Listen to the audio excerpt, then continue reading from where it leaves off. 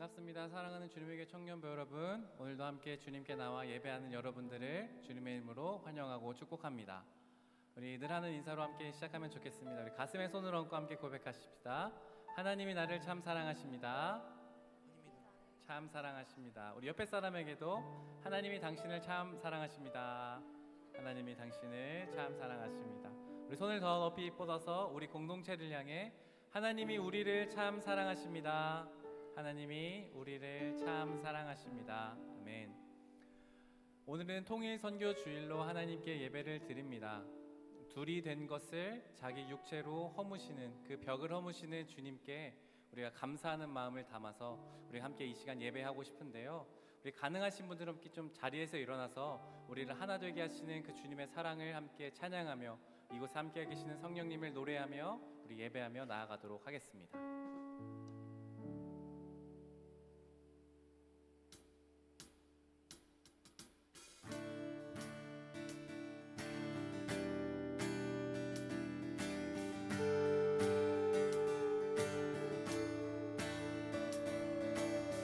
나를 향한 주의 사랑 산과 바다에 넘치니 내 마음 열 때 주님 나에게 참 자유 주셨네.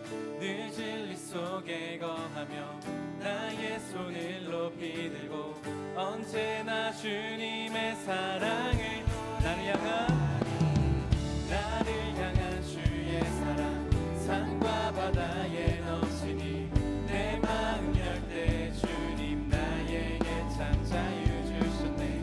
늘 진리 속에 거하며 나의 손을 높이 들고 언제나 주님의 사랑을 노래하리. 주의 사랑 노래하리라.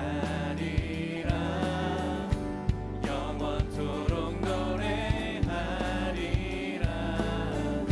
주의 사랑 노래하리라. 영원토록. 우리 처음부터 나를 향한 주의 사랑, 나를 향한 주의 사랑 산과 바다에 넘치니 내 마음 열 때 주님 나에게 참 자유 주셨네. 늘 진리 속에 거하며 나의 손을 언제나 주님의 사랑을 노래하리. 주의 사랑 노래하리라. 영원토록 노래. 주의 사랑 노래하리라. 영원토록 노래. 내가 춤을 출 때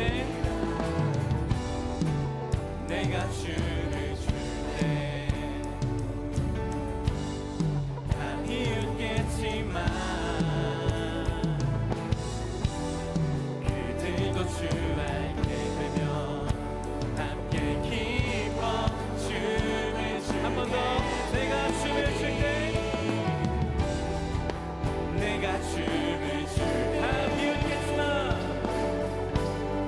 다 비웃겠지만 그들도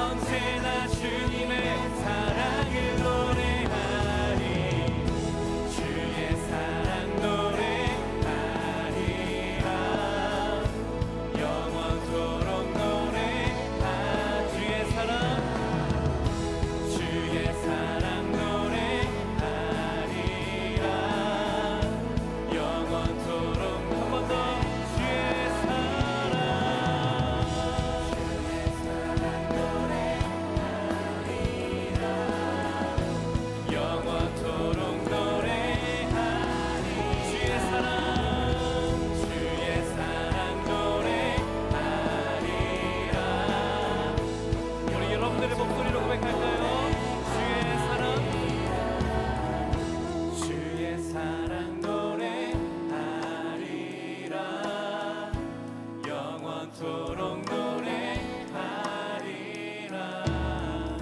주의 사랑 노래하리라.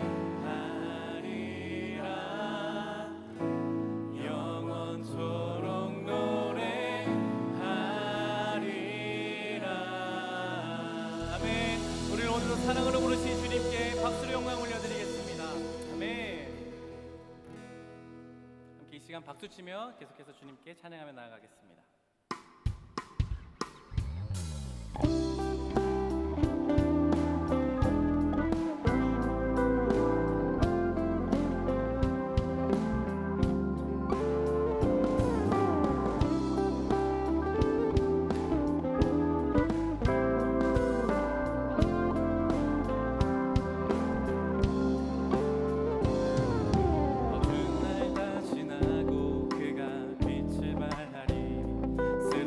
가는 우리 영혼 주가 붙잡아 주시니 우리 쉬지 않으리.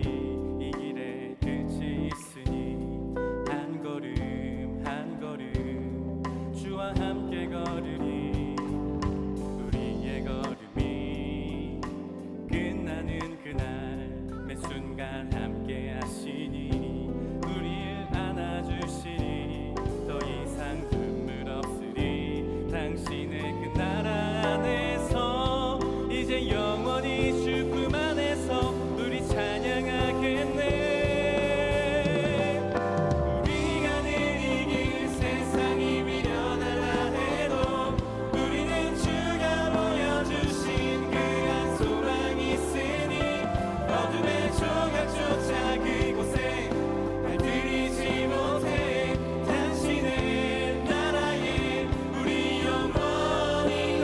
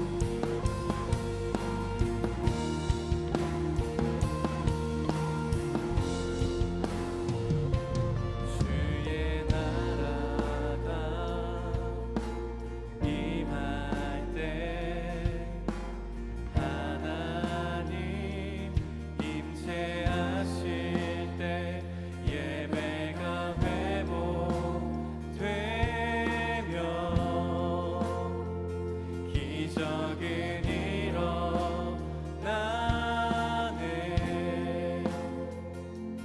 전능하신 주 영원하신 능력의 통치자 자유가 선포되어 주 백성 돌아오네.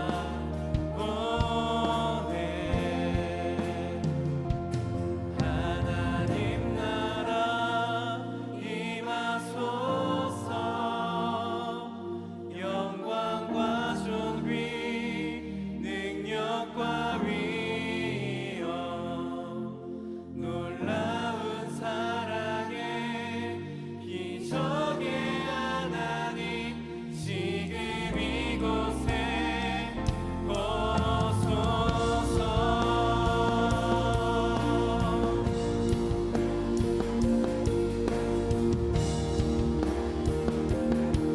한 번 더 주의 나라가 임할 때 주의 나라가 임할 때 하나님 임재하실 때 예배가 회복되며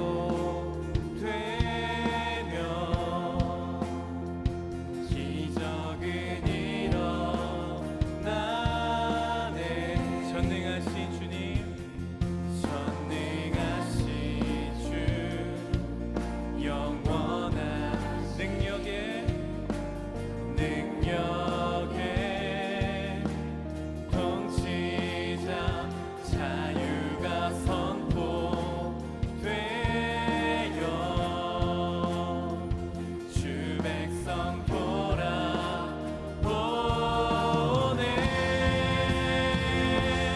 하나님 나라 임하소서.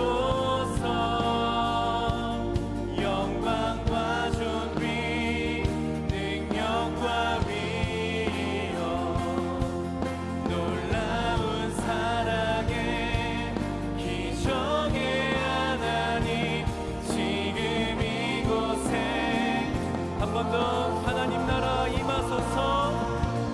하나님 나라 임하소서.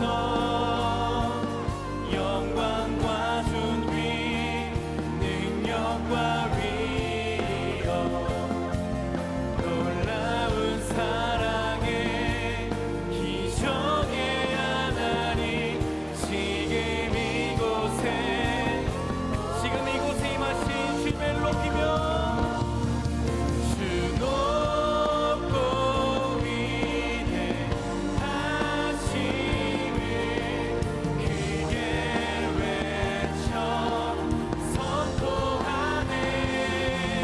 만왕의 왕 주 하나님 지금 우리 한 번 더 주 높고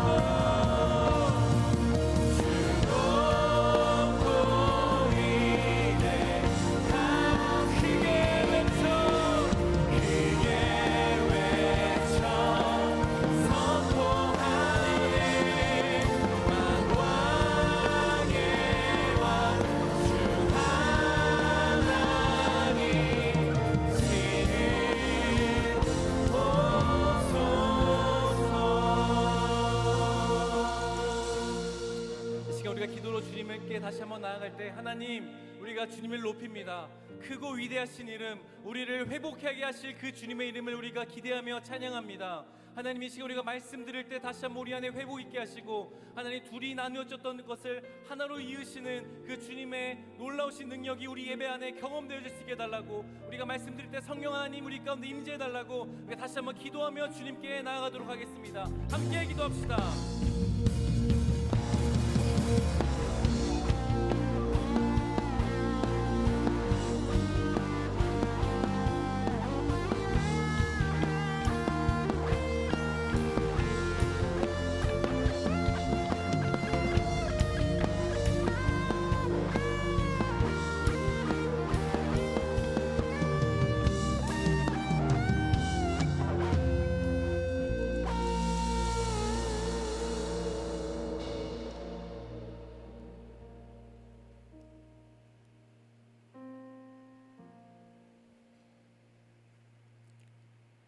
사랑이 많으신 주님, 오늘도 이렇게 예배 자리에 나와 시간과 공간을 구별하여 예배드리게 해주심에 감사합니다.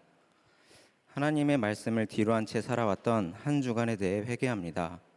하나님보다 세상의 기준이 말씀보다 내 생각이 먼저가 아니었는지 되돌아봅니다. 나는 항상 부족한 사람이고 연약한 사람임을 알게 해주시고 시험에 들 때에 내 힘이 아닌 하나님을 먼저 찾고 그 시험을 주님의 능력으로 헤쳐나가는 경험을 해가며 삶을 살아갈 수 있는 우리가 되게 해주세요. 각 초소에서 자신의 일을 하다가 예배의 때가 되어 이렇게 한자리에 모였습니다. 하나님께 온전히 드리는 이 주일이 되기를, 하나님께서 기쁘게 받으시는 이 예배가 되기를 기도합니다. 오늘 이 예배 시간에도 성령으로 임재하여 주시옵고 이 예배를 통해 하나님께 영광 돌릴 수 있게 해주세요. 하나님의 긍휼이 이 교회와 주님의 교회 청년부에 충만하길 기도합니다. 우리 교회가 주님 안에서 늘 평안하며 소망 가운데 거하길 원합니다. 한 공동체 안에서 만난 우리 개개인들이 하나님을 중심으로 하나 되기를, 일주일에 한 번 보며 스쳐 지나가는 가벼운 인연이 아닌 믿음의 동역자로서 주님의 주신 삶을 살아가는데 서로 의지할 수 있는 공동체가 되길 원합니다.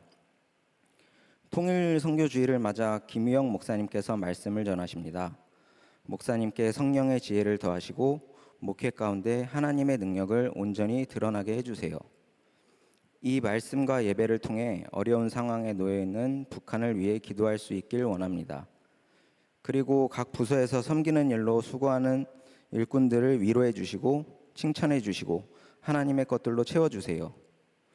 하나님께서 허락해 주신 단 한 번의 인생을 살아가는 중입니다. 시간이 지나면 썩어 없어질 세상 것들보다 하나님 나라의 것에 가치를 두고 살아가는 저희가 되길 원합니다. 하나님이 가장 중요한 우선순위이길 바랍니다. 이것이 조금이라도 흔들린다면 주님의 방법대로 붙잡아 도와주세요. 이 모든 말씀 존귀하신 주 예수님의 이름으로 간절히 기도드립니다. 아멘. 아멘.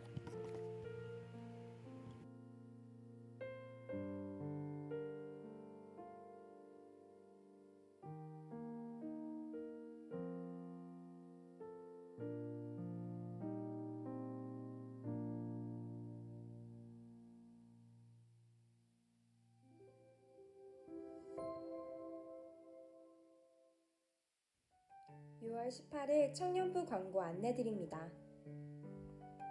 주님의 교회 청년 예배에 오신 모든 분들을 환영하고 축복합니다. 새가족 등록은 예배 전후 3층 로비 새가족 데스크에서 가능합니다.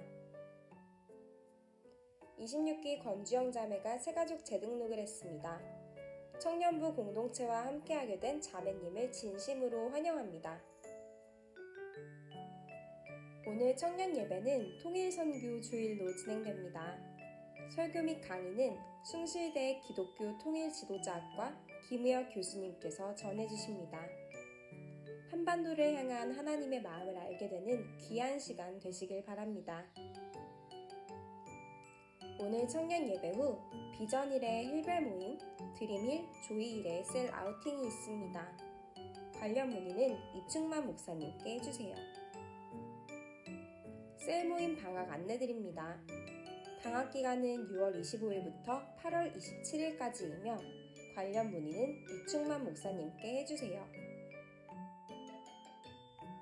사진팀에서 2분기 출사 모임 찍히지 말고 찍으세요를 진행합니다. 6월 24일 토요일 오후 1시에 남산골 한옥마을에서 진행되며 청년부 누구나 참여하실 수 있습니다. 관련 문의는 배상훈 사진팀장님께 해주세요. 청년 토요 아침 기도 모임 안내드립니다. 생기 모임은 에스겔 37장 1절에서 14절의 말씀을 가지고 마른 뼈와 같은 우리 가운데 생기를 불어넣어 살리시는 하나님을 소망하는 모임입니다. 6월 24일 토요일 오전 8시부터 9시 반까지 진행되며 7월 모임은 7월 8일, 22일 5층 청년부실에서 진행됩니다. 찬양과 말씀 묵상, 그리고 나눔과 기도에 함께하고 싶은 청년들은 17기 김윤미 코스 리더에게 문의해주세요. 큐티책 주님과 함께 7월 후 배부 안내드립니다. 오늘인 6월 18일 주일부터 6월 25일 주일까지 청년부 예배 전후 3층 로비에서 현장 수령하실 수 있습니다. 우편 신청은 이충만 목사님께 해주세요. 여기까지 6월 18일 청년부 주일 광고였습니다. 무더운 여름, 하나님의 뜨거운 사랑도 가득 체험하는 한 주 되기를 소망합니다. 사랑하고 축복합니다. 감사합니다.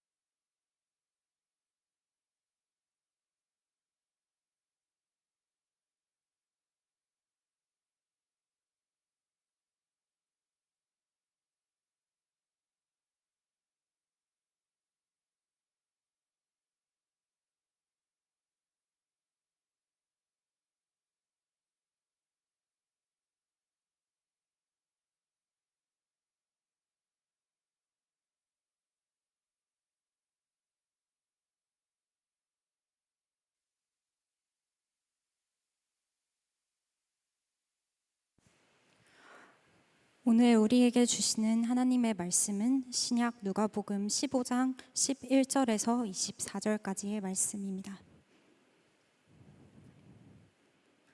이제 거룩하신 하나님의 말씀을 봉독할 때에 모두 자리에서 일어나 합독하시겠습니다.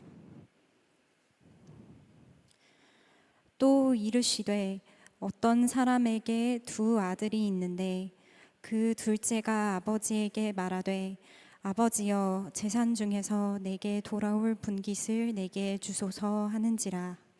아버지가 그 살림을 각각 나누어 주었더니 그 후 며칠이 안 되어 둘째 아들이 재물을 다 모아 가지고 먼 나라에 가 거기서 허랑방탕하여 그 재산을 낭비하더니 다 없앤 후 그 나라에 크게 흉년이 들어 그가 비로소 궁핍한지라. 가서 그 나라 백성 중 한 사람에게 붙여 사니 그가 그들로 보내어 돼지를 치게 하였는데 그가 돼지 먹는 쥐엄 열매로 배를 채우고자 하되 주는 자가 없는지라. 이에 스스로 돌이켜 이르되 내 아버지에게는 양식이 풍족한 품꾼이 얼마나 많은가.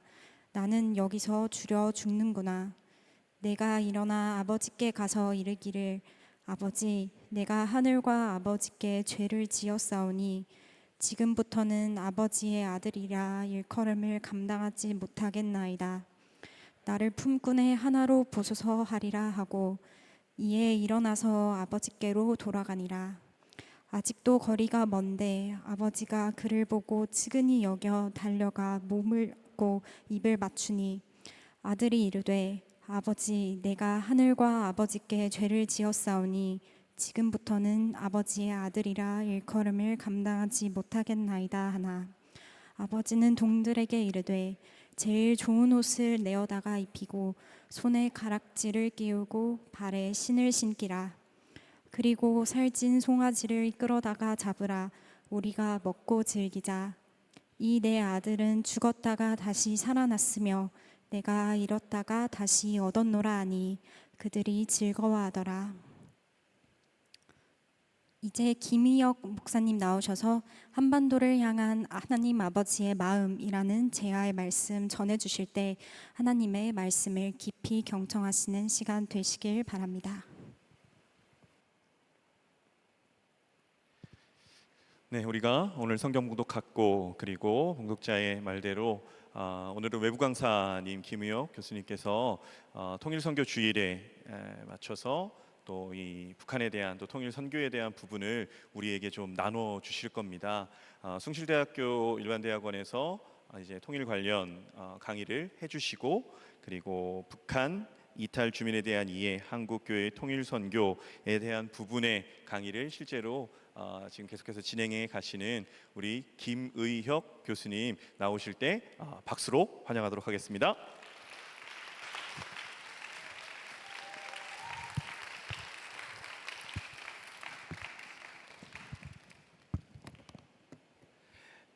네, 우리 잠깐 기도하겠습니다. 사랑의 하나님, 이 시간 하나님 말씀 앞에 섭니다. 우리 마음의 초점을 하나님께 온전히 맞추기 원합니다. 우리에게 하나님의 뜻과 하나님의 마음을 들려주실 때 우리 마음도 뜨거워지며 또 그 말씀대로 사는 저희가 되게 하여 주시옵소서. 예수님의 이름으로 기도합니다. 아멘. 네, 안녕하세요. 반갑습니다. 네, 오늘 제가 여러분과 함께 나눌 말씀의 제목은 한반도를 향한 하나님 아버지의 마음입니다. 우리 한번 따라해 볼까요? 한반도를 향한 하나님 아버지의 마음. 네, 하나님 아버지의 마음. 우리가 오늘 이 시간 예배드리러 이곳에 와 있는 가장 근본적인 이유가 있다면 그것은 바로 하나님 아버지의 마음 때문일 것입니다. 하나님께서 우리 각자 한 명 한 명을 큰 사랑으로 끌어안아 주셨기 때문에 우리가 그 사랑에 대한 반응으로 이곳에 와 있을 겁니다. 그렇다면 하나님 아버지의 마음은 우리 개인을 넘어서 우리 민족과 공동체 그리고 이 한반도까지 확장이 될 수 있을까요? 네, 그렇습니다. 하나님 아버지의 마음은 우리가 하나님을 역사의 주관자이시고 온 세상의 창조주이시라고 우리가 믿는 그리스도인이라고 한다면 하나님 아버지의 마음이 단지 우리 개인에게만 제한되지 않는다라는 사실을 고백할 수 있을 겁니다. 그래서 오늘 이 시간에는 우리 민족의 가슴 아픈 역사 가운데 일하시는 하나님, 또 분단된 한반도 가운데서 하나님의 뜻을 드러내기 원하시는 하나님의 이야기를 함께 나누는 시간을 가지고자 합니다.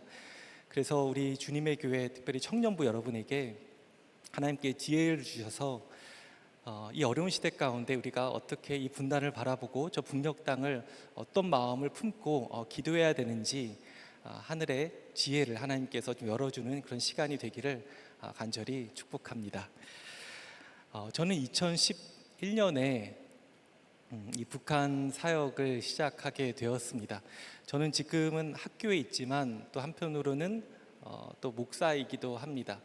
제가 2011년도에 그 강원도 하천에 있는 하나원이라는 곳에서 목사로 있었습니다. 하나원을 들어보신 분도 계실 거고 또 낯선 분도 있을 텐데, 하나원은 우리 한국에 갓 들어온 탈북민들을 위한 이제 교육 정착 국가 시설이라고 할 수가 있습니다. 그래서 그곳에 들어오시면 남한의 정치, 경제, 사회 문화에 대해서 배우게 되고, 또 주일에는 종교 활동이 허락이 되면서 마치 군대처럼 개신교, 또 천주교, 불교 이렇게 선택해서 가게 됩니다. 그럼 저는 그곳에서 우리 탈북민들과 함께 예배드리는 목사로 있었고, 어떻게 보면 많은 분들에게 있어서는 난생 처음 만나는 목사이기도 했고, 또 저를 통해서 예수 그리스도의 복음을 처음 듣게 되는 그런 경우도 많으셨습니다. 네, 제가 탈북민 사역을 하면서 하나님께서 주셨던 이제 많은 복들이 있는데, 그 중에 한 가지가 있다면 제가 그곳에서 만난 우리 탈북민들의 시선을 통해서 좀 세상을 바라보게 되었다라는 점이 있습니다. 저는 특별히 남자 탈북민들, 우리 강원도 하천엔 남자분들만 오시거든요. 그분들의 험난한 삶의 이야기를 들으면서 또 북한 안에서 경험했던 것들을 듣고 이분들의 시선으로 저 북한 사회를 보게 되었던 것 같습니다. 그래서 북한 사회가 얼마나 어그러지고 망가진 곳인지, 얼마나 가슴 아픈 곳인지 더 알게 되었습니다. 그런데 다른 한편으로는 또 우리 탈북민들의 시선으로 우리 한국 사회를 보게 되었습니다. 우리 한국 교회를 보게 되었습니다. 우리 한국 사회와 우리 한국 교회가 탈북민들에게 얼마나 때로는 좀 차별적이고 환대하기보다는 너무 성급한 마음으로 그들을 일방적으로 대하는 곳인지, 그런 우리 한국 사회, 한국 교회의 민낯도 보게 되었습니다. 그러면서 하나님께서 저에게 주셨던 한 가지 깨달음이 있다고 한다면, 그것은 우리가 늘 탈북민이 먼저 변해야 된다, 탈북민이 빨리 한국에 정착해야 된다, 그렇게 얘기하는데, 오히려 우리 남한 사람들이 먼저, 그리고 탈북민들과 함께 복음 안에서 우리가 같이 변화되어야 하는 존재인 것을 하나님께서 깨닫게 해주셨습니다. 제가 이렇게 탈북민 사역을 하다가 이 북한 사역을 향한 하나님의 부르심을 더욱더 또 분명하게 확인하는 한 가지 계기가 있었습니다. 2012년 4월 봄이었습니다. 제가 우연히 인터넷을 보다가 한 기사를 보게 되었습니다. 한번 화면을 띄워주시면 좋겠습니다. 네, 한 기사의 제목을 보게 되었는데, 그 기사의 제목은 북한 기독교인들로부터 뺏은 성경책 거액에 팔아, 이런 제목이었습니다. 이게 무슨 내용일까 궁금해서 제가 한번 보게 되었습니다. 기사 내용인즉, 북한의 보위부원들이 북한 안에 있는 지하교회 성도들이 보던 성경책과 각종 기독교 관련 서적들을 압수해서 이제 그 외화벌이 목적으로 중국에다가 밀반출해서 내다 팔고 있다라는 그런 기사였습니다. 그 기사 안에는 이제 중국 시장에 나온 여러 책들의 사진이 있었는데, 특별히 두 책의 사진이, 우리 다음 한번 또 넘겨주시겠어요? 네, 두 책의 사진이 저렇게 첨부가 되어 있었습니다. 오른쪽에는 예수님의 얼굴, 그리고 왼쪽에는 또 성경 일람이라는 책이 이렇게 같이 실려 있었습니다. 근데 제가 왼쪽에 있는 그 성경 일람이라는 책을 보고 깜짝 놀라게 되었습니다. 왜냐하면 1934년도에 쓰여진 그 책의 저자는 김건호라는 분이었는데, 그분은 바로 목사님이셨던 제 증조 할아버지이기 때문에 그렇습니다. 그러니까 제 증조 할아버지께서는 일제 시대 때 일찍 예수님을 믿으시고 평양신학교를 가셔서 그 다음에 장로교 총회 교육부에서 사역을 하셨습니다. 그러면서 그 당시 일제 시대를 살아가던 그리스도인들에게 성경에 대해서 소개하고자 쓰셨던 1934년에 쓰셨던 그 책이 90년 만에 어떻게 보면 세상 밖으로 나오게 되었던 거죠. 저는 작년에 어떤 그 고서적을 파는 책방을 찾아서 이 책의 그 34년판은 아니고 1956년에 새로 이렇게 재판으로 나온 이 책을 찾게 되었습니다. 그 책을 펼쳐보니까 서문에 다음과 같이 쓰여져 있었습니다. 한번 띄워주시겠어요? 제가 한번 읽어볼게요. 서원, 성경은 모든 믿는 자의 유일의 영적 양식이올시다. 그런 고로 우리 신자는 날마다 가정에서 읽고 주일마다 교회당에 나가서 배웁니다. 그 밖에 기회를 얻는 대로 사경회나 성경학원에 출석하여 성경을 연구하며 다른 여러 가지 방법으로 성경을 상고하는 것이 신자의 한 큰 의무일시다. 약간 이렇게 북한 사투리가 섞인 듯한 그런 표현이 있습니다. 하나님의 말씀인 성경을 읽는 것, 성경을 배우는 것, 그리고 그 성경을 통해서 그 안에 살아계신 하나님을 만나는 것, 이것은 바로 우리 믿음의 선배들, 일제시대를 살아가던 그리스도인들의 모습이었습니다. 제가 이 책을 왜 여러분에게 소개를 해드린가 하면 북한에 세워진 교회가 바로 이 전통 위에 서 있기 때문에 그렇습니다. 지금도 저렇게 하나님의 말씀을 붙잡고 북한 안에서 하나님께 예배하며 나아가는 사람들이 있는 것입니다. 저는 이 책이 하나님께서 저 북녘 땅 가운데 지금도 동일하게 일하고 계시다는 그 수많은 증거 중에 하나라고 믿습니다.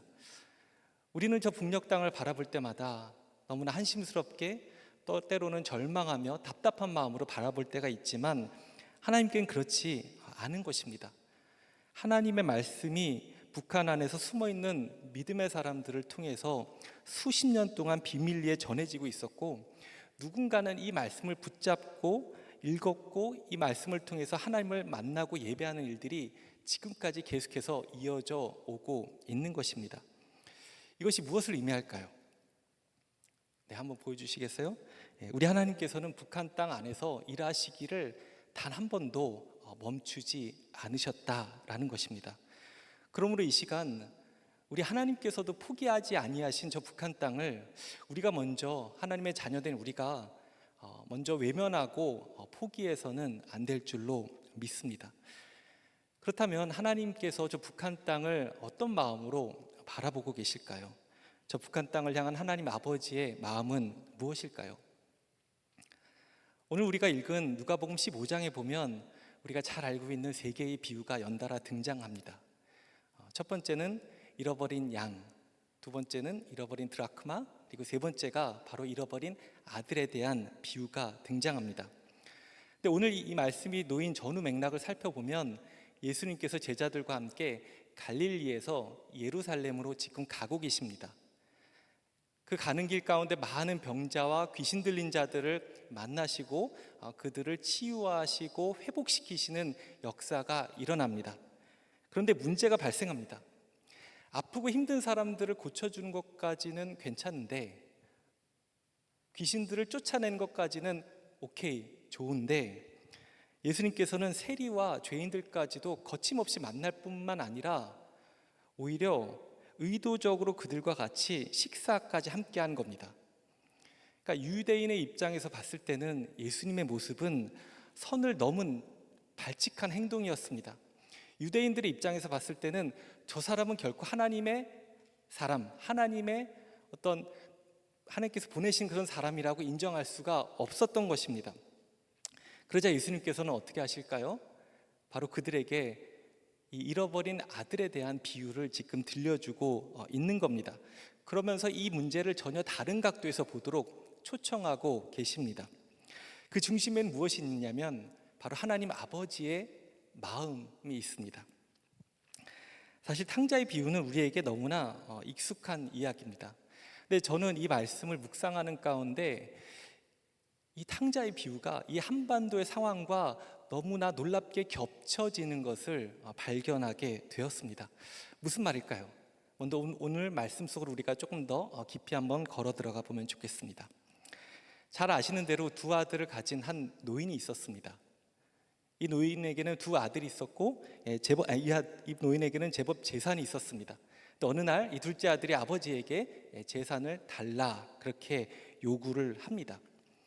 당시 관습에서 봤을 때 이 아들은 매우 괘씸한 아들입니다. 아니 우리가 100번 양보해서 이 아들의 편에서 한번 생각을 해본다고 한다면 이 아들은 어쩌면 당시의 관습과 전통에 매이지 않는 아주 독립적이고 주체적인 성격을 가진 아들이다라고 우리가 한번 굳이 생각해 볼 수도 있겠습니다.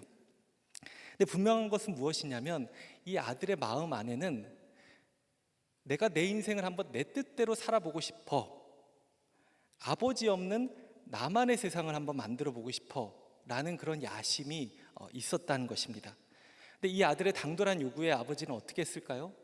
화내고 거절했을까요? 그렇지 않습니다. 아무 말도 12절에 보니까 나오지 않습니다. 아버지가 재산을 각각 아들들에게 나눠주고 작은 아들은 기다렸다는 듯이 그 재산을 갖고 아버지 곁을 떠나가게 됩니다. 혹시 여러분은 이 비유를 이제 많이 들어보셨을 텐데 이 비유를 읽을 때마다 이 등장인물들 중에 누군가에게 어떤 감정을 좀 이입한 적이 있는지 모르겠습니다. 저는 어려서부터 이 비유를 읽을 때마다 늘 첫째 아들의 관점에서 이 이야기를 읽어 내려갔던 것 같습니다. 저 자신도 첫째 아들이고 그다음 늘 부모님 말씀 잘 들으려고 노력했던 그런 게 있었기 때문에 이 둘째 아들이 늘 괘씸스럽게 느껴졌었습니다. 근데 이상하게도 제가 나이가 들면 들수록 제가 발견하게 되는 게 무엇이냐면 제 마음 안에도 이 둘째 아들의 모습이 있다. 그것을 발견하고 깨닫게 되었습니다. 내 인생을 나의 경험과 나의 판단에만 의지해서 살아가고 싶은 마음, 아버지 없이 내 인생을 살아가고 싶은 그 깊은 욕망과 충동이 제 안에도 또아리를 틀고 있는 것을 제가 발견하게 되었습니다. 어쩌면 예수님께서 우리에게 비유로 여러 가지 말씀을 해주신 데에는 이런 이유가 있는 것 같습니다. 때로는 첫째 아들의 입장에서, 때로는 둘째 아들의 입장에서, 때로는 아버지의 입장에서 이 말씀을 읽어가도록 성령님을 통해서 초청하고 계시는 거죠. 그런데 저는 오늘 이 말씀 가운데 특별히 집을 나간 둘째 아들의 모습 속에서 북한 사회를 떠올리게 되었습니다. 여러분 1945년 어떤 일이 있었습니까? 우리 민족이 해방을 맞이하게 됩니다.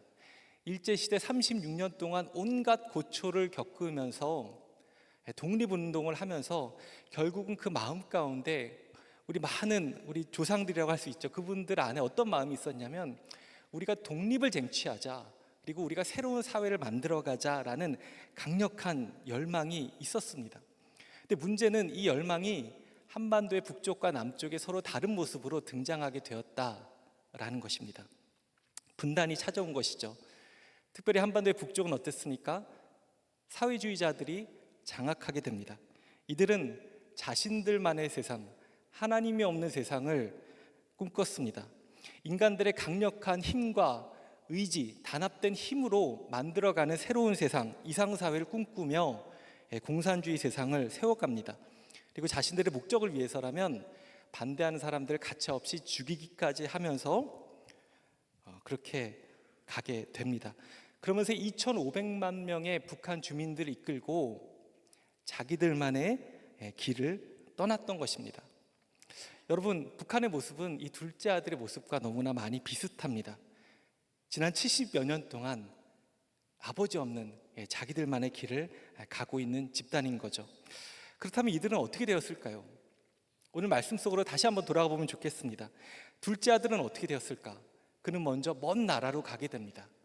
새로운 길로 가서 자신이 살고 싶었던 대로 마음껏 살아보려고 합니다. 돈을 팡팡 쓰기 시작합니다.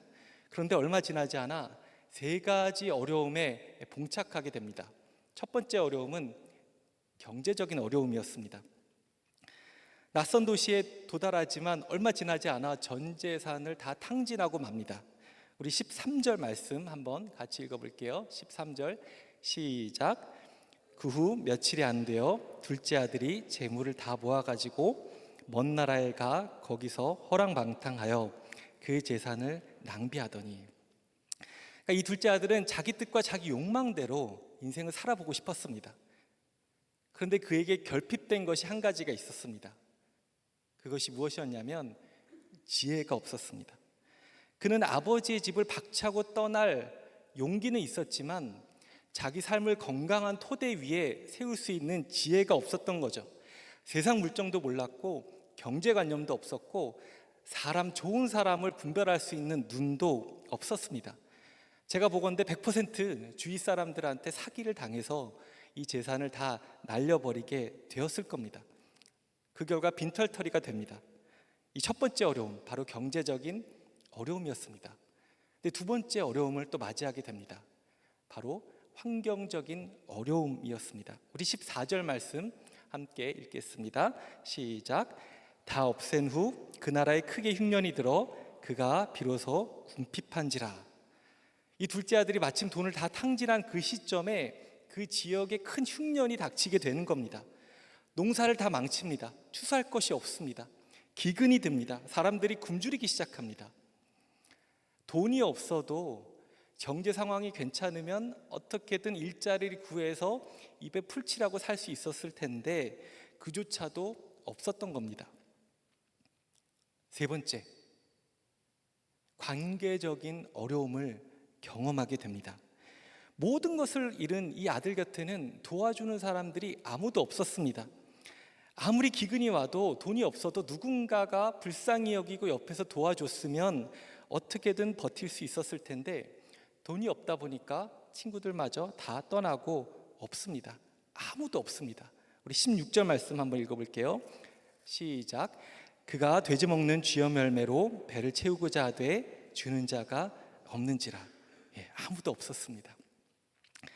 이 세 가지 어려움을 경험하게 됩니다. 이 아들이. 그런데 여러분, 북한도 마찬가지였습니다. 북한도 세 가지 어려움에 봉착하게 됩니다. 첫 번째는 심각한 경제적인 어려움을 맞이하게 됩니다.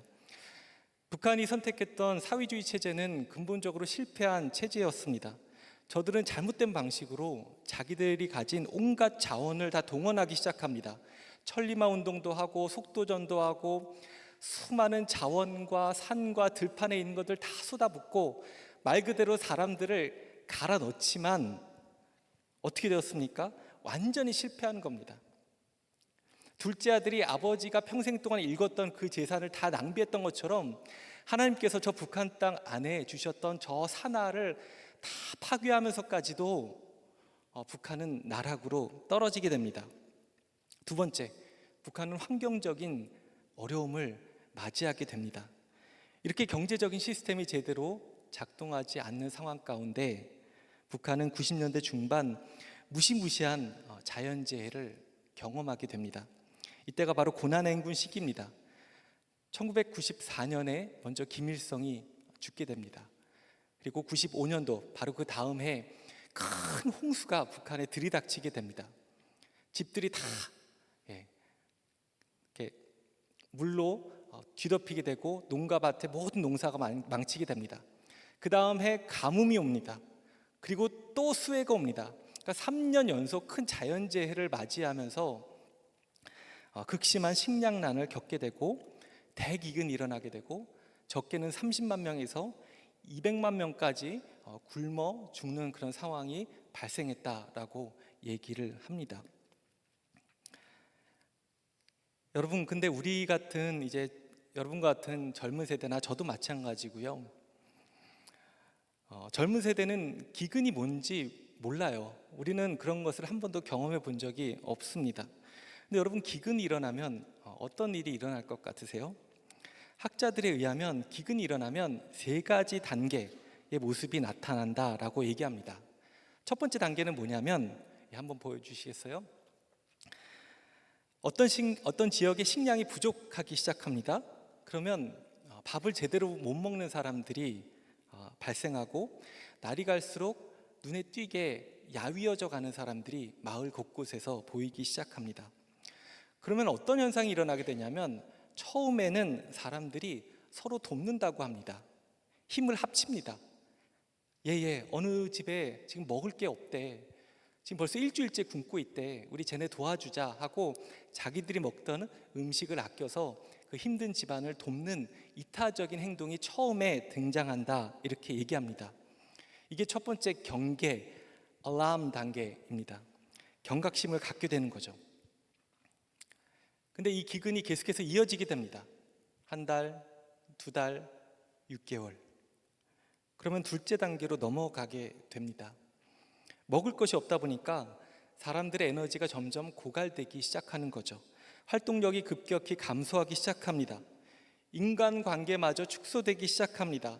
더 이상 어떻게 이웃들과 함께 힘을 합쳐서 이 어려움을 이겨낼 수 있을까? 같이 논의할 에너지 자체가 없어지기 시작합니다. 그러니까 가족 외의 모든 인간관계들이 다 끊어지기 시작하는 상황을 맞게 되고 각자 도생의 시간이 되는 겁니다. 그러면 사람들은 이제 원래 자신이 맡았던 일들이 있는데 그것을 다 내팽개쳐 두고 식량을 구하는 일에 몰두하기 시작합니다. 가축을 잡아먹고 야생동물 잡아먹고, 그것도 없으면 어떻게 할까요? 산과 들에 자라나는 도라지나 풀뿌리, 벼뿌리, 나무 껍질 다 벗겨 먹기 시작합니다. 사회가 정상적으로 안 돌아가기 시작합니다. 그리고 얼마 남지 않은 먹을 것을 두고 서로 이웃들끼리 싸우는 일들이 빈번하게 일어나게 되고, 그러면 무엇이 생길까요? 정서적인 상처가 서로 안에 깊이 새겨지게 되는 상황, 그리고 혼란과 무질서가 발생하게 됩니다. 여러분, 그렇지 않겠어요? 내 자식이 지금 굶어 죽어가고 있는데 지금 다른 사람이 중요하지 않겠죠. 눈에 보이는 것이 없게 되는 거죠. 근데 이 두 번째 단계까지도 마지막 보루가 뭐냐면 가족입니다. 가족. 근데 여러분, 기근이 더 진행이 되어서 3단계로 넘어가게 되면 이 단계를 탈진 단계라고 얘기합니다. 그러면 이 마지막 보루였던 가족 관계까지도 붕괴되기 시작합니다. 서로 이 어려움을 이겨내기 위해서 아등바등 애써왔던 이 가족들마저도 서로 돌보기 힘든 상황. 가장 먼저 누가 희생될까요? 집안의 어르신들, 노인들이 먼저 돌아가시기 시작합니다. 면역이 약한 어린이들이, 아이들이 죽기 시작합니다. 그러면 엄마들은 어떻게 할까요? 엄마들은 자식을 살리기 위해서 식량을 구하러 집을 떠나기 시작합니다. 얘 엄마 일주일 후에 돌아올게, 식량 구하고 돌아올게 하고 강을 건너서, 두만강을 건너서 중국으로 식량을 구하기 위해서 탈북하게 됩니다. 근데 이런 여성들을 맞이하고 있는 것은 어떤 현실일까요? 물론 돕는 사람들도 조선족들이 있었지만 많은 경우에 이 여성들을 인신매매해서 팔아 넘기기 시작합니다. 음료수를 준다고 해서 한 입 먹었는데 기절하고 깨어나 보니까 저기 중국의 진짜 깡촌 마을에 무슨 결혼식이 열리고 있는 거예요. 보니까 자기 결혼식인 겁니다. 중국은 오랫동안 한 자녀 정책을 펴왔습니다. 그래서 남녀 성비 비율이 맞지 않아요. 그러니까 결혼하지 못했던 노총각들, 장애인들, 그런 사람들에게 북한 여성들이 팔려가기 시작합니다. 그래서 어마어마한 고초를 그곳에서 겪게 되는 거죠. 그럼 남겨진 아이들은 어떨까요? 엄마가 곧 온다고 그랬는데 한 주, 두 주, 한 달, 두 달 엄마의 소식이 들리지 않습니다. 그러다 보면 꽃제비가 되어서 구걸하면서 다니게 되는 그런 상황이 되는 거죠.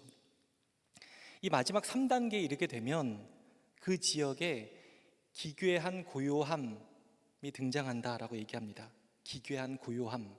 이게 무슨 말이냐면 사람들이 아직 살아는 있는데 다 힘없이 그냥 늘어져 있는 상황, 그것을 의미하고 있는 겁니다.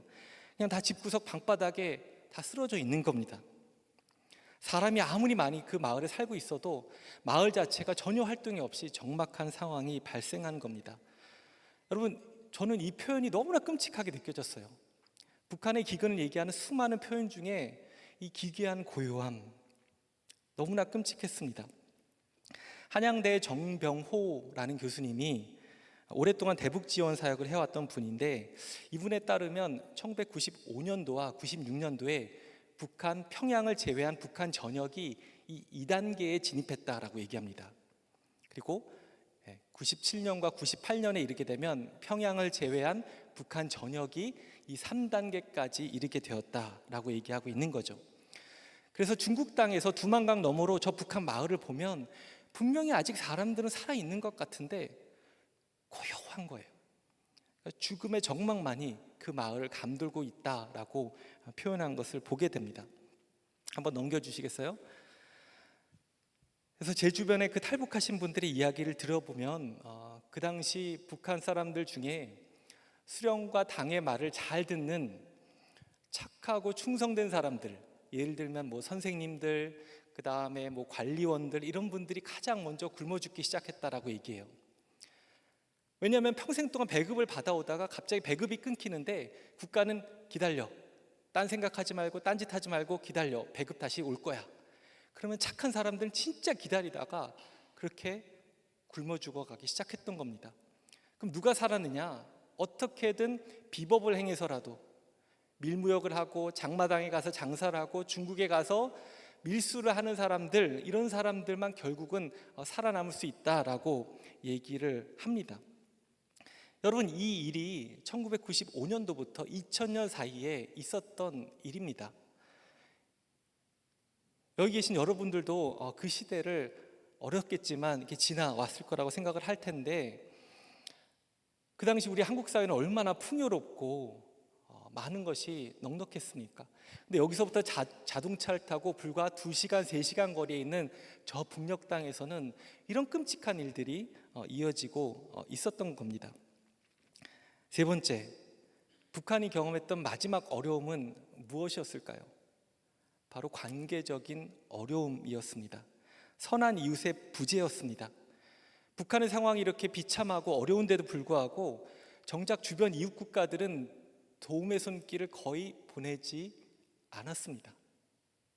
아니, 오히려 다른 기대를 했습니다. 잘 됐다. 저기서 수십만, 수백만 명 굶어 죽어가고 있다고 하는데 잘 됐다.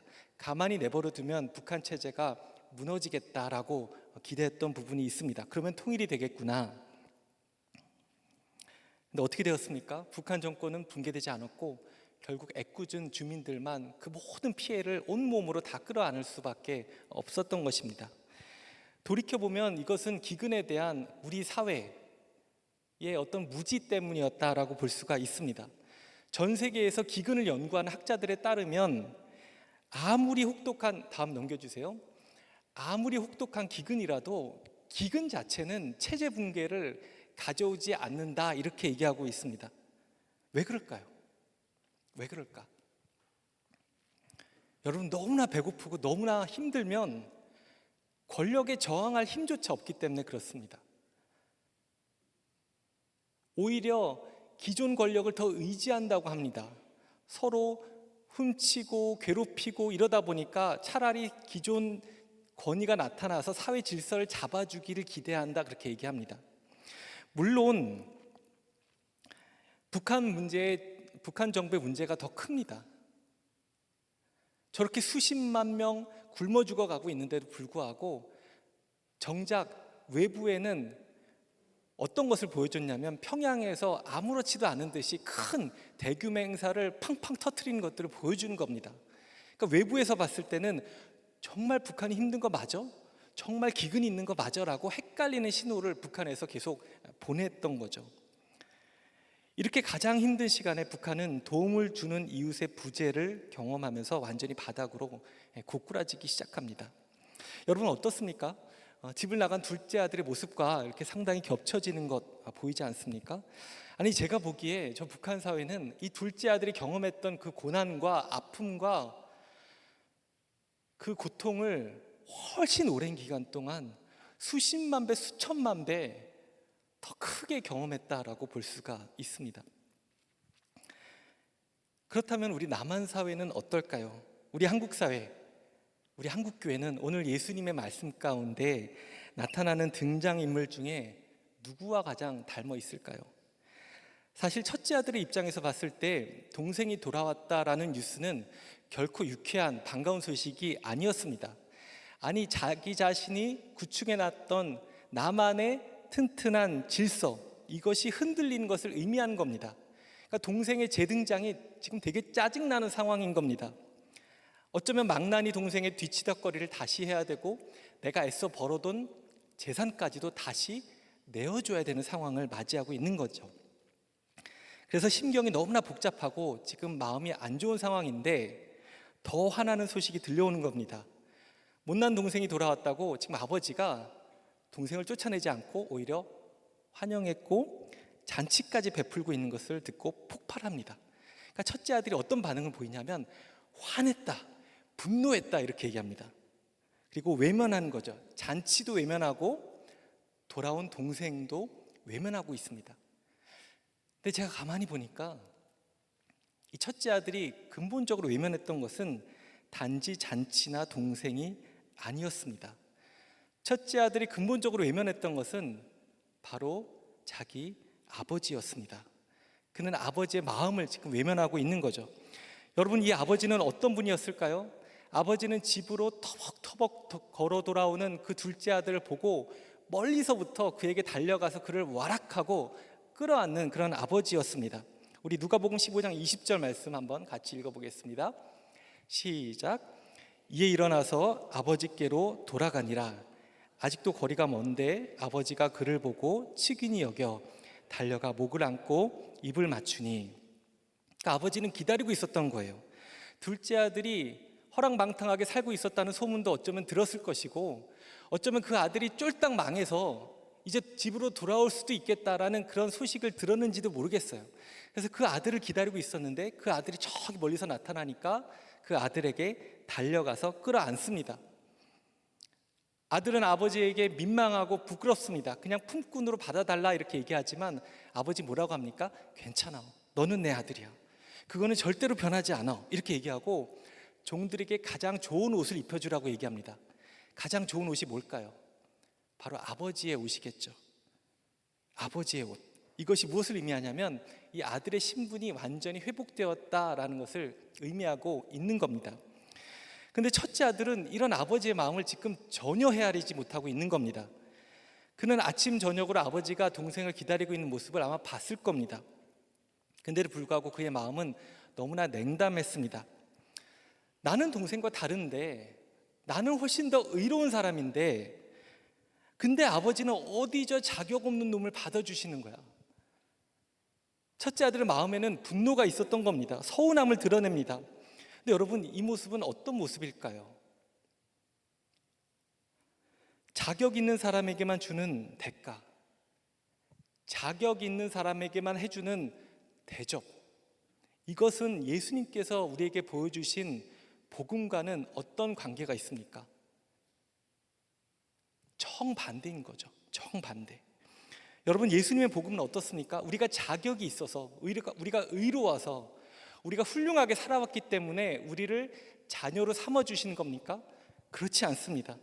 예수 그리스도의 복음은 자격 없는 우리가 잘한 것이 아무것도 없지만 하나님의 은혜로 우리를 자녀 삼아주시는 것이 바로 예수 그리스도의 은혜인 것입니다. 내가 남보다 더 잘 살았기 때문에, 내가 더 착하게 잘 있었기 때문에, 더 의롭기 때문이 아니라 하나님의 완전하고 일방적인 은혜 때문에 구원받는 것, 이것이 믿는 우리의 복음의 그 핵심인 것입니다. 이 복음은 세상이 그 어떤 것보다 더 앞서는 것이고, 그 어떤 것도 하나님의 사랑과 구원 의지를 막지 못하는 것입니다. 지난달에 돌아가신 우리 팀 켈러 목사님, 이 목사님께서 쓰신 책에 아버지의 마음을 이렇게 표현하고 있습니다. 우리 한번 띄워주시겠어요? 제가 읽어볼게요. 아들아, 네가 자격이 있어서 너의 힘과 능력으로 우리 집안에 들어오는 것이 아니란다. 내가 너를 그냥 받아들이는 것이란다. 내 지위와 명예와 옷으로 내 헐벗은 몸과 수치를 덮어줄 테니 이리 오거라. 이것이 아버지의 사랑인 거죠. 그런 면에서 이 아버지의 마음을 지금 외면하고 거절하는 첫째 아들도 사실은 탕자인 것입니다. 오늘 이야기에서 탕자는 한 명이 아니라 두 명인 거죠. 둘째 아들이 물리적으로 아버지를 떠난 것이라고 한다면 첫째 아들은 지금 마음으로부터 아버지를 떠나고 있는 겁니다. 영적으로 봤을 때 둘 다 잃어버린 아들, 이렇게 말씀드릴 수가 있습니다. 그렇다면 우리 한국 사회, 우리 한국 교회는 어떨까요? 오늘 말씀의 탕자가 한 명이 아니라 두 명이었던 것처럼 남한과 북한도 비록 모양은 다를지언정 영적으로 아버지의 마음으로부터 떠나 있는 것은 아닌지 우리가 겸손하게 좀 돌아볼 필요가 있습니다. 특별히 저 북한을 바라보는 우리 한국 사회, 한국 교회 안에는 날이 선 모습이 있어요. 날이 선 모습. 우리가 저들보다 괜찮잖아. 우리가 더 잘 살아왔잖아. 쟤네들은 잘못된 길로 갔기 때문에 저렇게 고생해도 괜찮아. 망해야 돼. 이런 마음을 가지고 북한을 바라봅니다. 물론 한국 교회가 북한으로부터 받은 상처, 아픔이 너무나 큰 것은 분명합니다. 그런데 그 상처와 아픔 때문에 북한을 향한 한국 교회의 시선이 너무나 잔인할 때가 있어요. 제가 아는 한 선교사님께서 북한 안에서 어린이들, 특별히 겨울에 영하 30도까지 이렇게 겨울이 춥잖아요, 북한은. 그러니까 북한 어린이들이 동상 걸리고 이렇게 아픈 것을 보면서 이 장화를 만들어서 보내주는 그런 사역을 이제 하십니다. 근데 어느 날 한국 교회에 와서 이 사역에 대해서 소개를 하고 강의를 끝내고 내려가서 있는데 한 성도분이 이 선교사님을 찾아와서 강한 불만을 표출합니다. 어떤 얘기를 했냐면, 아니 저 아이들에게 왜 신발을 지원합니까? 차라리 다 동상에 걸려서 발목이 잘리는 게 낫지 나중에 크면 다 북한의 군인이 될 아이들한테 왜 저들을 도와줍니까? 이렇게 항의를 하더라는 것입니다. 우리 안에 이런 모습이 있지 않습니까? 미움 때문에 사람이 보이지 않는 거예요. 해결되지 않은 상처 때문에 지금 고통받고 있는 이들이 보이지 않고 있는 겁니다. 사랑이 메말라 있는 거죠. 그런데 여러분, 하나님께서는요, 저 북한 땅을 지금도 포기하지 아니하시고 그 땅의 모든 영혼들을 사랑하고 계시다라는 사실을 잊지 않으면 좋겠습니다. 그리고 여러분이 다 알지 못하지만, 한국교회가 다 보지 못했지만 지난 수십 년 동안 많은 하나님의 사람들을 하나님께서는 저 북녘 땅 안에 보내셔서 하나님의 일들을 해나가고 계십니다. 지금 코로나로 잠시 나와 있지만 지난 10여 년 동안 북한의 병원에서 장애 아이들 돕던 사역을 하시는 분들도 있었고, 빵 공장, 이유식 공장을 만들면서 그 아이들을 돕는 분도 계셨고, 유치원 타가소를 지은 분도 있었고, 옷 공장을 만들어서 100여 명의 직원들과 함께 그들과 먹고 살면서 그들의 삶의 질을 향상시키는 일에 노력해왔던 많은 믿음의 사람들이 있었습니다. 이런 분들은 그저 과거의 냉전적인 시각에만 멈춰져 있지 않았고, 끊임없이 하나님 아버지의 부르심이 무엇일까? 하나님의 마음이 무엇일까를 질문하면서 그들의 부르심을 따라서 북한 땅을 향해서 나아갔던 겁니다. 얼마 전에 제가 북한에서 사역을 하시다 온 우리 한인 디아스포라를 만난 적이 있습니다. 그분은 북한에서 사업체를 운영하셨는데 어떤 일을 하셨냐면 늘 아침에 회사에 일찍 가서 그 입구에 있는 자기 책상에서 성경책을 펴서 읽었다라고 합니다. 그러면 이제 출근하는 북한 직원들이 들어오면 물어보는 거죠. 선생님, 무슨 책 보십니까? 그렇게 얘기하면 저는 지금 성경책을 보고 있습니다. 아니, 그거 이상한 책 아닙니까? 나쁜 책 아닙니까? 그러면 그렇지 않다고 하고 이 책에 대해서 소개를 해줄 수 있다라고 합니다. 그러니까 먼저 예수님에 대해서 증거하는 건 할 수 없지만 이들이 물어봤을 때 대답은 할 수가 있었던 거죠. 그리고 주일이 되면 창문을 활짝 열고 자기 가족들이 모여서 큰 목소리로 찬양을 하고 예배를 드렸다, 이렇게 얘기를 합니다. 여러분, 마태복음 5장 16절에 보면 예수님께서 다음과 같이 말씀하십니다. 이같이 너희 빛이 사람 앞에 비치게 하여 그들로 너희 착한 행실을 보고 하늘에 계신 너희 아버지께 영광을 돌리게 하라. 네, 착하고 선한 행실을 통해서 북한 사람들에게 하나님을 증거하는 분들인 거죠. 예수님을 말로 전할 수는 없지만 예수님을 눈으로 보게끔 하는 그 사역을 하고 있었던 겁니다. 그렇게 하나님께서는 지금도 저 북녘 땅 가운데 신실하게 일해 오셨고 지금도 일하고 계십니다. 문제는 우리 하나님께서는 저 북한 땅을 포기하지 않으셨는데 정작 우리 한국 교회는 하나님께서 어떻게 일하고 계시는지, 지금 하나님 아버지의 마음이 무엇인지 분별하고 구하기보다는 여전히 우리 안에 잘못된 교만한 마음, 또 상처와 트라우마로만 반응하고 있지 않은지 겸손하게 돌아볼 필요가 있습니다.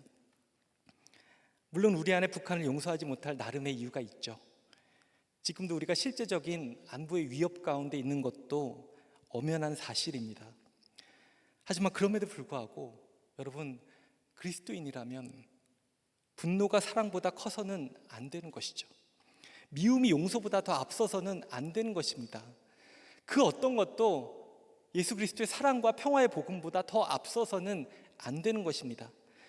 사랑하는 여러분, 오늘 이 시간 하나님께서 이 민족을 중보하도록 여러분을 이 자리에 부르셨다고 믿습니다. 그래서 이 사실을 기억하면서 제가 오늘 두 가지를 함께 나누고 싶습니다. 첫째, 우리는 분노하는 첫 번째 아들이 되어서는 안 됩니다. 오히려 하나님 아버지의 마음을 품어야 돼요. 여러분, TV로 북한 관련 뉴스를 요즘 많이 보실 거예요. 근데 그때마다 하나님 아버지의 마음을 구하시면 좋겠습니다.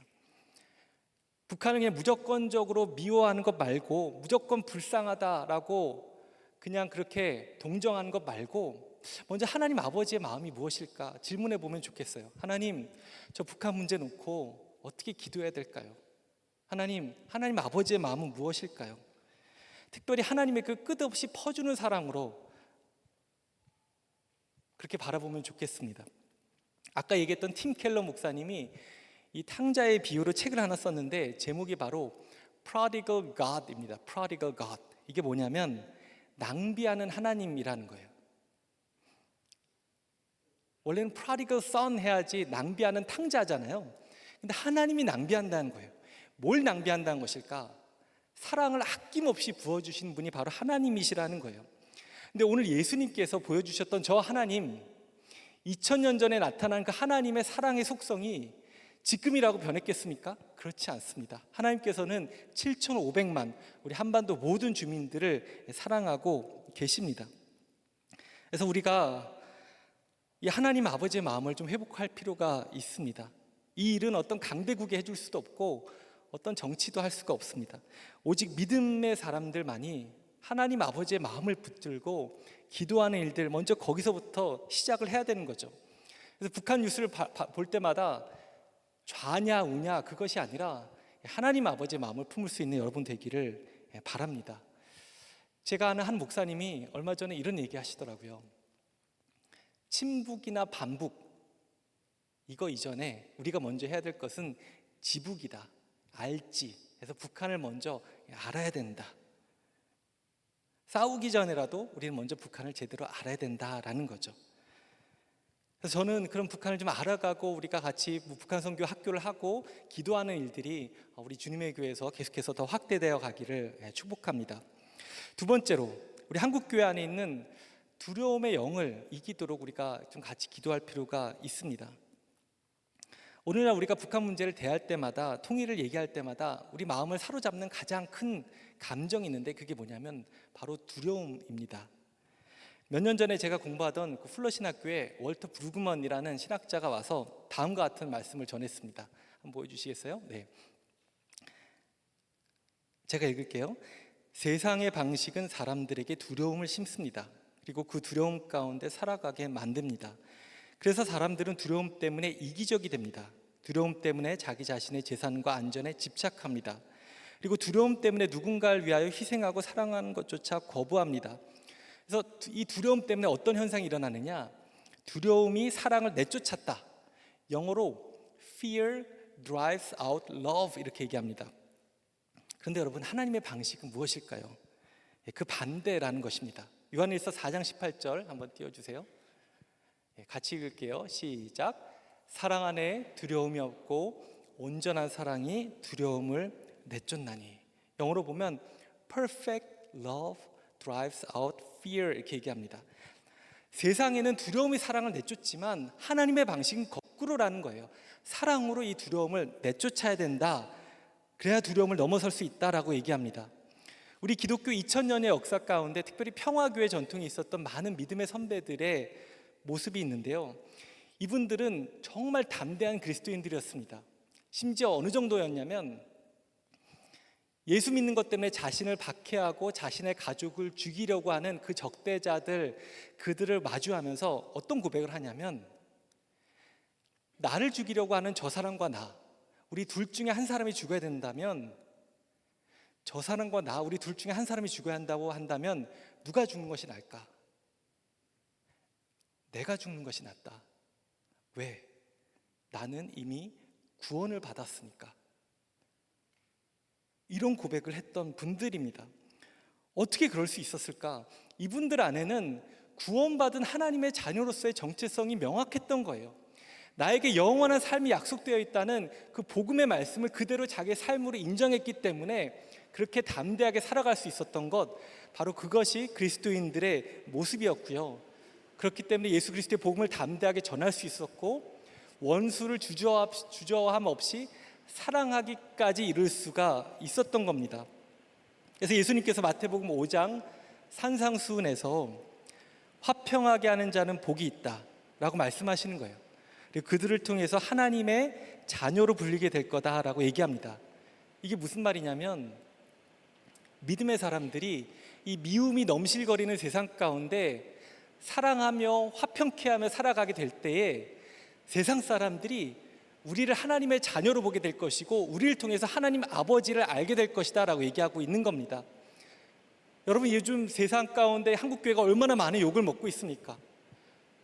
얼마나 부끄러운 소식들이 많습니까? 근데 이 세상 가운데 세상을 향한 가장 명확하고 강력한 증거가 무엇이냐? 그것은 바로 믿음의 사람들이 화평케 하는 삶을 살아나갈 때, 우리의 이웃들, 그들과 화해하고 원수를 사랑하며 살아갈 때에 우리를 통해서 하나님 아버지를 보게 될 것이다 라고 얘기하고 있는 것입니다. 사랑하는 여러분, 우리가 북한 문제를 생각하면 두려움이 있죠, 마음 가운데. 근데 그럼에도 불구하고 하나님께서 말씀하시는 겁니다. 두려움이 사랑을 내쫓게 하는 것이 아니라 사랑으로 두려움을 넘어서야 된다. 그 사랑의 근거는 바로 하나님 아버지의 사랑인 거죠. 마지막으로 요한일서 4장 19절 말씀 같이 읽겠습니다. 시작.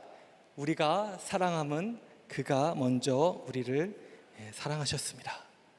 하나님께서 먼저 우리를 사랑하셨기 때문에 우리가 두려워하지 아니하고 하나님의 사랑으로 저 북한 땅을 품을 수 있는 것입니다. 여러분, 우리 믿음의 사람들은 이 진리를 붙들고 있는 사람들입니다. 때로는 우리의 기도, 우리의 작은 어떤 섬김이 저 한강에 돌멩이 하나 던지는 것처럼 보잘것없어 보일지라도 그렇지 않습니다. 온 세상의 창조주 되시고 역사의 주관자이신 하나님께서 우리의 작은 기도, 우리의 작은 섬김을 통해서 하나님께서 일하실 것이기 때문에 여러분이 드리는 기도와 모든 섬김의 수고들, 사랑의 수고들이 헛되지 않은 것을 꼭 기억하실 수 있기를 바랍니다. 말씀을 마무리하겠습니다. 우리가 이 시간 기도할 수 있는 것, 우리가 사랑할 수 있는 것, 우리가 먼저 하나님 아버지의 사랑을 경험했기 때문에 우리가 이 자리에 서 있는 줄로 믿습니다. 특별히 하나님께서는 이 어려운 시대 가운데 우리를 화해자로, 화목자로 그렇게 부르셨습니다. 특별히 적대하는 사람들 사이에서 그들을 같이 끌어안도록 우리를 세우신 거예요. 이 세상 가운데 갈등이 있는 곳에 우리가 그 갈등을 끌어안고 사랑으로 나아가야 되는 것이 바로 그리스도인인 줄로 믿습니다. 더 나아가서 저 북한 땅도 우리가 사랑의 마음으로 함께 품을 수 있기를 간절히 바랍니다. 여러분, 분노와 미움으로는 이 한반도 가운데 참된 평화와 통일을 가져올 수 없습니다. 현실 정치는 두려움과 분노, 미움과 대결을 강조한다고 할지라도 우리 그리스도인들은 일관되게 사랑의 길, 평화의 길, 화해의 길을 뚜벅뚜벅 그렇게 걸어 나가야 될 줄로 믿습니다. 오늘 이 시간 우리 주님의 교회, 우리 믿음의 청년 여러분, 여러분의 시선이 하나님 아버지의 마음과 연결될 수 있기를 이 시간 간절히 축복합니다. 이 어려운 시대 가운데 우리 한국 사회, 우리 한국 교회가 하나님께 돌아오도록, 특별히 저 북녘 땅, 저 탕자 같은 저 북녘 땅이 회개해서 아버지께로 돌아오도록, 그래서 온 이 한반도 곳곳에서 하나님을 향한 온전한 예배가 회복되는 복음 통일의 역사가 오도록 우리가 함께 기도하며 같이 달려갈 수 있게 되기를 간절히 축복합니다. 이 시간 우리 같이 한번 찬양을 부르면 좋겠습니다. 하나님 아버지의 마음 같이 찬양하겠습니다.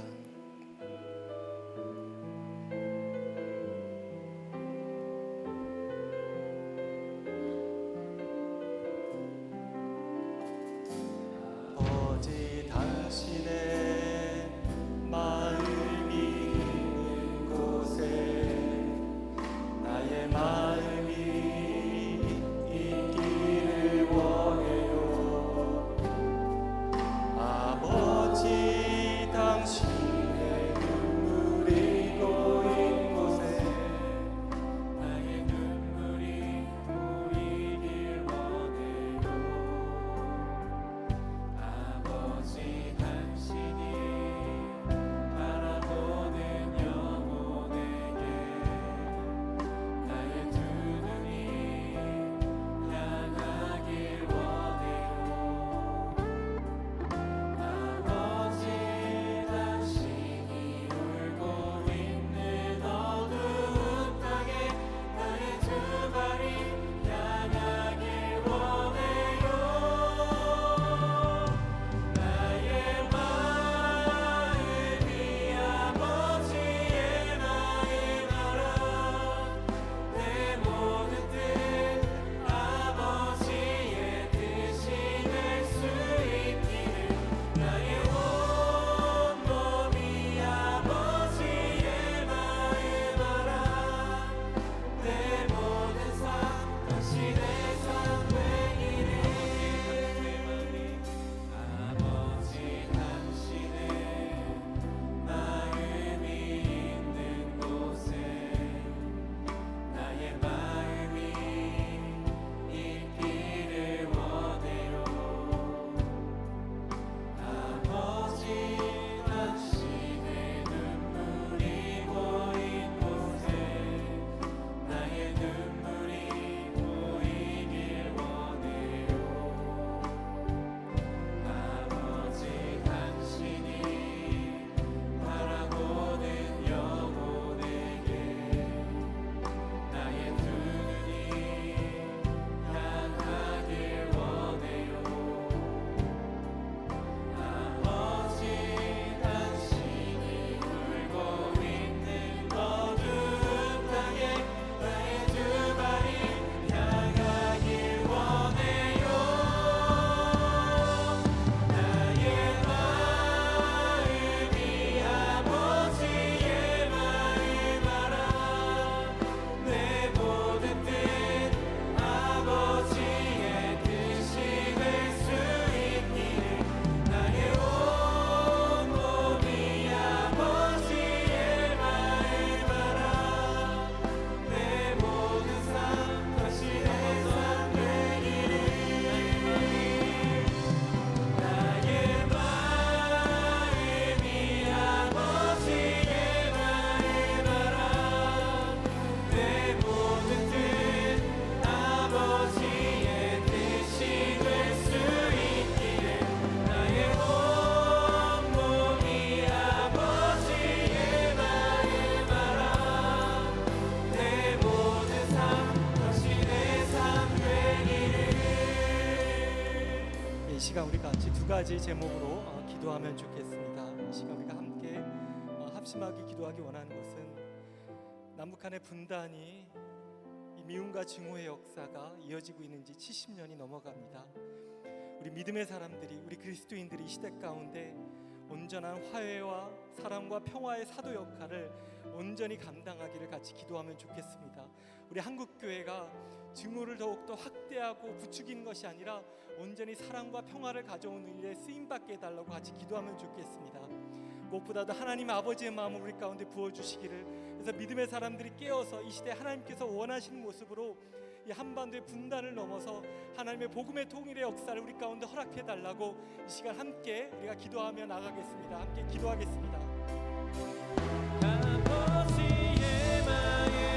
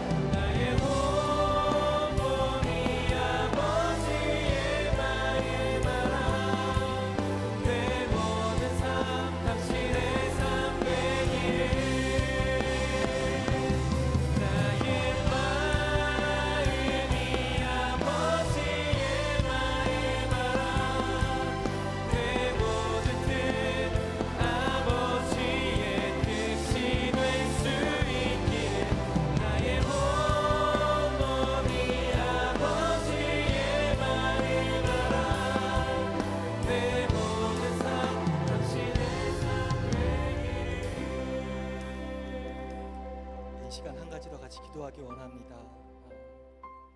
특별히 저 북녘 땅에 고통받는 많은 북녘 땅의 백성들 위해서 우리가 기도하면 좋겠습니다. 지난 수십 년간의 3대 세습과 독재와 가난과 굶주림 가운데 고통받고 있는 북녘의 주민들에게 하나님의 은혜가 부어지기를, 그 땅에 참된 하나님의 해방과 자유의 역사가 속히 임하기를, 또 무엇보다도 그 땅에서 하나님을 믿고 숨죽이며 예배하는 모든 하나님 사람들이 있습니다.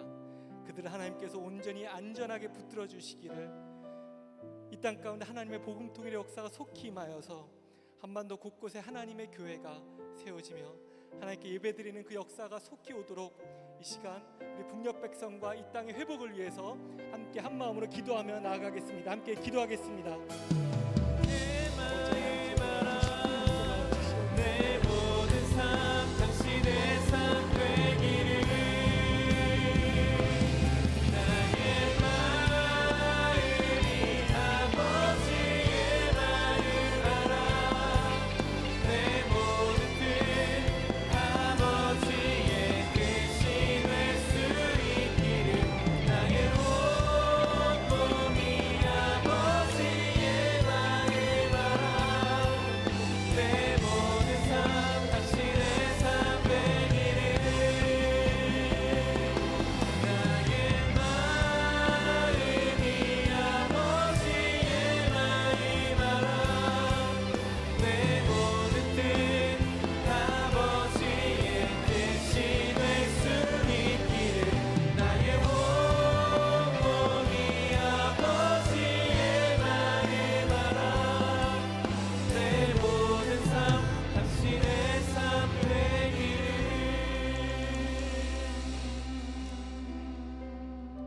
사랑의 하나님 아버지, 오늘 이 시간 예수님의 말씀에 비추어 우리 한반도의 현실, 저 북녘 땅을 또 돌아보았습니다. 하나님, 혹시 우리 안에 첫째 아들의 모습이 있는 것은 아닌지요? 우리 한국교회 안에 첫째 아들의 그 화나는 그 분노의 모습이 있는 것은 아닌지요? 하나님, 만약에 그러하다면 우리가 회개하고 하나님께로 돌이키기를 원합니다. 하나님 아버지의 마음을 품고 하나님 아버지의 마음으로, 하나님 아버지의 시선으로 저 북녘 땅을 바라보기 원합니다. 하나님, 그 땅을 회복하게 하길 원하시고 그 땅에 죽어가는 영혼들 한 번도 그 관심을 놓지 않으신 그 아버지의 마음 우리가 함께 품고 우리 삶 가운데 기도하며 우리 공동체 가운데 저 북녘 땅을 계속해서 품며 나아가길 원합니다. 하나님, 우리의 예배 가운데, 우리의 기도 가운데 저 북녘 땅을 향한 기도를 놓치지 않길 원합니다. 하나님, 하나님의 아버지의 마음을 부어주셔서 두려움을 넘어서 사랑으로 승리하는, 사랑으로 이기는 그 믿음의 역사를 우리 가운데 경험케 하여 주시옵소서. 하나님, 우리 믿음의 사람들이 담대하게 예수 그리스도의 사랑을 붙들고 걸어 나아갈 때 하나님, 우리 주위에서부터 갈등이 있는 곳에 참된 화해와 평화와 용서의 역사들이 일어나게 해주시고 우리 공동체가 하나님께서 기뻐하시는 공동체가 되게 하시며 우리 한국교회가 하나님께서 기뻐하시는 교회로 세워질 때에 하나님의 통일의 역사, 복음 통일의 역사가 또 이 땅에 주어질 것을 믿습니다. 하나님, 우리가 여기서부터 한 걸음 한 걸음 하나님의 초청에 이끌려 믿음의 발걸음을 내딛기 원합니다. 성령 하나님 함께하여 주시옵소서. 우리의 모든 사역 가운데 주님 동행하여 주시고 하나님, 하나님의 선교가 이루어지는 것을 우리 가운데 목도하게 하여 주시옵소서. 하나님, 이곳에 있는 우리 또 청년부 한 명 한 명 주님께서 특별히 붙잡아 주시옵소서. 또 험난한 시대를 살아가고 있습니다. 하나님, 삶의 모든 아픔들과 고민들, 어려움들 주님 앞에 올려드립니다. 누군가에게 다 고백할 수 없어서 무릎 꿇고 주님 앞에 기도할 때에 하나님, 그 기도 가운데 응답하여 주시고 하나님의 선하신 응답을 맛보는 우리 한 분 한 분 다 될 수 있도록 또한 주님 축복하여 주시옵소서. 하나님, 우리에게 주신 많은 것들 가운데 일부를 하나님 앞에 올려드립니다. 이것이 애초에 하나님 것임을 우리가 고백합니다. 우리 삶의 모든 것이 하나님의 것임을 고백합니다. 주님, 이 헌금을 통하여서 또 귀한 하나님의 역사가 우리 교회와 우리 공동체와 우리 이웃사회 가운데 흘러가게 또한 인도하여 주시고 우리의 모든 삶도 더욱더 풍성하게 주님 채워주시기를 간구합니다. 지금은 우리 주 예수 그리스도의 은혜와 무한하신 하나님 아버지의 크신 사랑과 성령 하나님의 교제하시며 인도하심이 하나님 아버지의 마음을 품기로 소망하고 결단하는 이곳에 모인 모든 믿음의 사람들 위해, 우리의 교회 공동체와 우리의 가정과 우리의 일터 위에, 그리고 지금도 고통받고 있는 이 민족의 역사 위에 이제로부터 영원히 함께 계시옵기를 간절히 축원합니다. 아멘.